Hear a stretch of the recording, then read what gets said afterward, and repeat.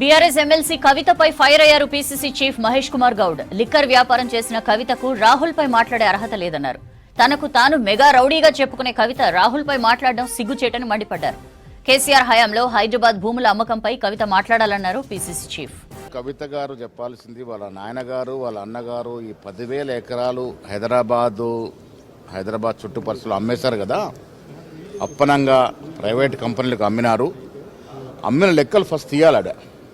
నిజంగా ఆవిడకి చిత్తశుద్ధి ఉండి ఆ లెక్కలన్నీ తీస్తే బాగుంటుంది. తర్వాత లిక్కర్లో వ్యాపారం చేసి తనకు తనే ఒక మెగా రౌడీ అని చెప్పుకున్నటువంటి కవిత గారికి దేశం కోసం హార్నిశలు శ్రమిస్తున్న రాహుల్ గాంధీ గారి గురించి మాట్లాడితే ప్రజలు హర్షిస్తారని నేను అనుకోవట్లేదు. రెండవ రోజు మా యువ నాయకులు రాహుల్ గాంధీ గారు అటెండ్ చేస్తున్న సందర్భం, మధ్యాహ్నం వారు శంషాబాద్ చేరుకొని అక్కడి నుంచి నేరుగా హెచ్ఐసి నోవోటల్కి వస్తారు. 3:30 నుంచి 5:30 వరకు వారు ఈ సదస్సులో పాల్గొని ప్రసంగిస్తారు. రాహుల్ గాంధీ అనునిత్యం ప్రపంచ శాంతి కొరకు ఈ ప్రోగ్రెసివ్ థింకింగ్ ఉన్నటువంటి డెలిగేట్స్ కలవడానికి విదేశాలకు వెళ్తూ ఉంటారు.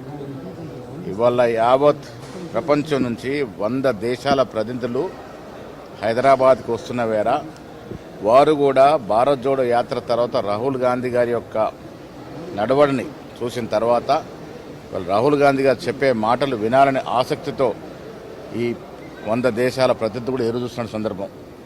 సో వారి రాక మాకు ఉత్సాహాన్నిస్తూ ఉంది. ప్రోగ్రెసివ్ డెమోక్రటిక్ థింకింగ్ వాళ్ళు ఉన్నటువంటి ప్రతినిధుల సభలో వారు ప్రపంచ శాంతి కొరకు, భవిష్యత్ ప్రపంచ అభివృద్ధి కోసం ప్రసంగిస్తారు.